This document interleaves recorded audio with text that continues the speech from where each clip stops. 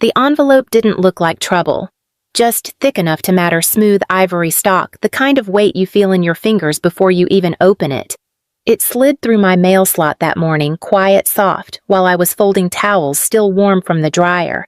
The air smelled faintly of lavender and dryer sheets.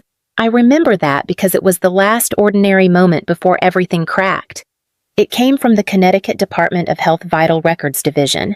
At first, I thought it was some bureaucratic mistake, maybe a form I forgot to sign, but my name was typed across the front, Claire Elaine Whitmore, and I hadn't used my full name on anything since I left Stamford 3 years ago. I sat down at the kitchen counter, cleared away a chipped coffee mug and a magazine I didn't subscribe to, and opened it with the back of a butter knife. Inside was a death certificate. Official, stamped, blue ink, raised seal. Deceased Claire Elaine Whitmore. Date of death, June 12, 2020. Cause accidental drowning location, Tulum, Mexico. I didn't scream. I didn't even blink. But my hands had gone cold. The kind of cold that starts in your fingertips and works its way up like the body is pulling everything inward to survive something too unreal to process. I checked the birth date. Mine. Social security number. Also mine. Even the last known address listed my old place on Water Street was mine. I wasn't dead, but someone had gone to a great deal of effort to make it official, which meant this wasn't a mistake. It was a decision. I picked up my phone and called the only person I still trusted, Maya Greer. She used to be my roommate back at Parsons. Now she's a legal consultant for estate law in New Haven. Sharp grounded, never rattled. She answered on the second ring. "Claire, I just got a death certificate," I said. Silence. Then her breath shifted. "In your name, yes. Filed in Hartford. It's dated June 2020. Another pause. Longer. "You need to come in," she said quietly. "Now." I stared at the envelope again. Not just a document. A message. And I hadn't even gotten to the part where it said who filed it. Mexico wasn't my idea. It was my father's. Russell Whitmore was never a man who yelled. He didn't need to. He had a way of saying things that sounded like options but settled like orders. "You need space, Claire," he'd said. "You've been tense, unfocused. Take a sabbatical. Clear your head. Don't worry, we'll cover it." I should have known. It was May of 2020. Just a few months into the pandemic. I'd been freelancing in New York, trying to build my own design firm after walking away from Whitmore & Sons, the family's real estate empire. They said I was wasting my degree. I said I was saving my name. The flight to Tulum was quiet, the hotel elegant, minimal, just my style. Too perfect in hindsight. The first day felt like a breath. The second, my bank card failed. I called my bank. No issues on their end. Must be a local glitch. By day 3, my phone stopped working. The SIM card failed to register. No calls in, no calls out. The hotel manager suddenly couldn't find my reservation in the system. Asked me politely to leave. By the time I found reliable Wi-Fi at a small cafe, I'd been off-grid for almost 7 days. No messages from my family, no missed calls. No, "Are you okay?" Nothing. I sent emails. I texted Maya. I even messaged my sister Ivy, just a dot and a question mark. I heard nothing back. And that's when something inside me folded. Not shattered, just quietly bent inward like a bridge straining under weight. I booked a last-minute flight to Houston, then to a friend's apartment in Portland. I didn't tell anyone, not because I was hiding, but because somehow they'd already stopped looking. I buried the memory like a bad invoice, unpaid, unread, shoved to the back of the drawer. For years, I told myself it was paranoia, miscommunication. Maybe they thought I needed more space.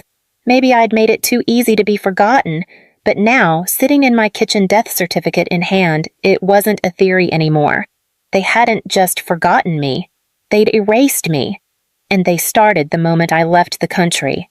I met Caleb Dawson once when I was 19. Back then, he was just the man in the gray suit who handled my grandmother's estate. I remembered his voice, low, slow measured, like a metronome, and the smell of his office dried paper and peppermint oil. The scent hadn't changed. He looked up when I stepped inside. "Claire." In the flesh, I said, and because I didn't trust myself to sit still, I stayed standing. He gestured to a chair anyway. I took it. I placed the death certificate on his desk. He read it slowly, expression unreadable. I never believed it, he said finally. But I also never had proof otherwise. I'm here now, I said, and I need to know what they've taken. He opened a leather folder, thick, worn edges softened by time. Inside were copies of my grandmother's trust documents. Elaine Margot Whitmore, founder of Whitmore & Sons, and the only person in that family who ever saw me as something other than an accessory. She left you her personal estate, Caleb said. $6 million tax-optimized, plus the Vermont property. But she added conditions. He paused. You must be legally alive at the time of transfer, and you must not be involved in any capacity with the family business. That sounds like her, I said. She thought being born a Whitmore was already burden enough. He nodded. But there's one more thing. He pulled a document from the folder and slid it toward me. Clause 17, Dormant Status Provision. If the named beneficiary is presumed deceased or fails to respond to probate summons within 3 years of the grantor's death, the estate reverts to the residual Whitmore family trust. Deadline May 27, 2024. I did the math in my head. 92 days. That's how long I had left. If I didn't reverse the death certificate, restore my legal identity, and validate the inheritance before then, the entire estate would legally belong to my father and brother. They hadn't just erased me for revenge. They'd done it for access, and they'd almost gotten away with it. Caleb slid me a copy of the trust and leaned back. I can help you file, Claire, but this won't be quiet. I don't need quiet, I said. I need daylight. He gave a small, sad smile. Then start digging. And be careful. They've had a 3-year head start. I left his office with 2 folders in my bag, one holding the terms of my grandmother's trust, the other a reminder that somewhere out there my name was already spoken of in the past tense. The envelope this time was hand-delivered, cream-colored, embossed with the seal of the Connecticut Probate Court. It arrived just after 9 a.m. while I was adding sticky notes to a timeline Maya and I had drafted on my dining table the night before. Inside, Petition for Emergency Conservatorship, filed by Russell Whitmore and Jacob Whitmore. Grounds: ongoing delusional behavior, paranoia, emotional instability, inability to manage financial decisions. There was a note in my father's handwriting clipped to the front. It wasn't personal, just factual, like he was documenting a malfunction. We believe Claire is a danger to her own legacy. Her refusal to acknowledge reality is affecting the family's integrity. I didn't laugh. I didn't cry either.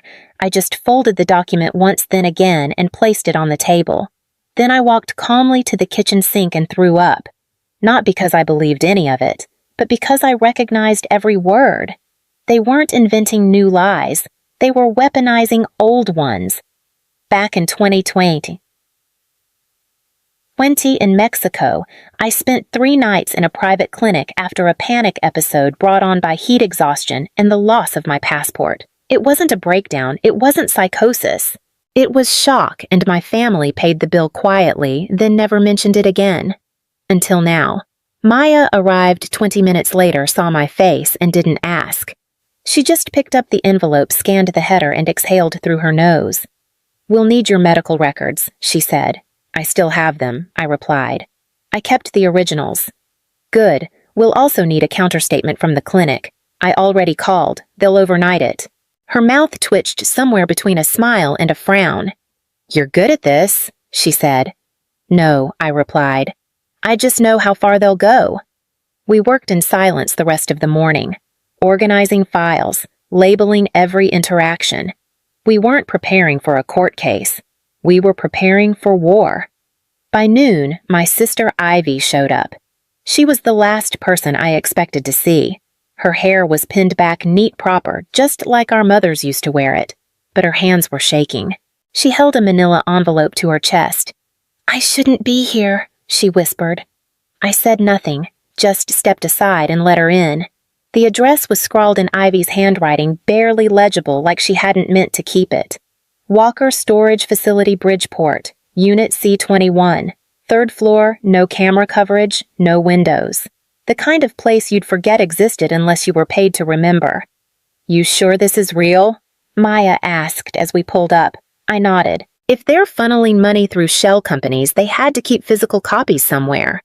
And Russell never trusted cloud storage. With us was Eli Martinez, a forensic accountant Maya had worked with on a fraud case 2 years back. Quiet, blunt, brilliant. He carried a hard case with cables, backup drives, and one portable scanner that looked more military than legal. 2 hours, he said. In and out. Inside, the air was heavy with dust, cardboard, and toner. We climbed a stairwell that groaned under our weight. Every step sounded like we were entering a place not meant to be walked back into. Unit C-21 was behind a rusted metal door. No lock, just a broken latch and silence. Eli opened a dented file cabinet in the corner. 5th drawer down a red folder labeled Archive 9, Client Risk Reports. Inside, copies of loan agreements with Eclipse Finance forged with my name. Transfers to Legacy Recovery LLC, a Delaware-registered shell company. A passport scan that looked eerily real except for one thing. The expiration date. I'd never renewed my passport that year. "Here," Eli said, pointing to a line on one document. "Borrower, Claire E. Whitmore. Amount $2. $400,000. Jurisdiction, British Virgin Islands. They used your identity to move funds through offshore accounts," Eli muttered. "Structured just below mandatory reporting thresholds. It's textbook laundering, and it only works if you're dead." He flipped the page. There it was. A memo from Jacob Whitmore to someone named Bernard Lake, the family's corporate counsel. Subject Phase 2. Discredit plus invalidate. If she resurfaces, we go psychiatric. We already have Alan on standby. Alan, Dr. Alan Kirshner, the name on the fake psyche val. My breath caught in my throat, not from fear, but from the quiet confirmation. This had never been about concern. It had always been about containment. Eli copied the files to 3 drives, each one labeled and sealed. One for Caleb, one for the AG's office, one for insurance. We left the building without a word. Some truths are too big to say out loud the first time. I sat in the car staring at the plastic case in my lap. "They didn't just try to erase me," I whispered. "They built an empire out of my disappearance." The rain that morning was light but steady enough to turn the courthouse steps into mirrors. I saw myself in each one. Black coat, hair tied back, eyes steady, and over it all the unfinished blazer I'd once designed and never dared wear. The courtroom was on the 4th floor. Fairfield County Probate Court. A clerk glanced up as Maya and I entered, eyes widening but didn't speak. Behind me, Caleb walked in silence. Beside me, Eli held a sealed evidence envelope. We weren't there for spectacle. We were there for correction. But the moment I stepped into the hallway, the temperature changed. Conversations hushed. A woman dropped her pen. Someone near the window whispered, "That's her."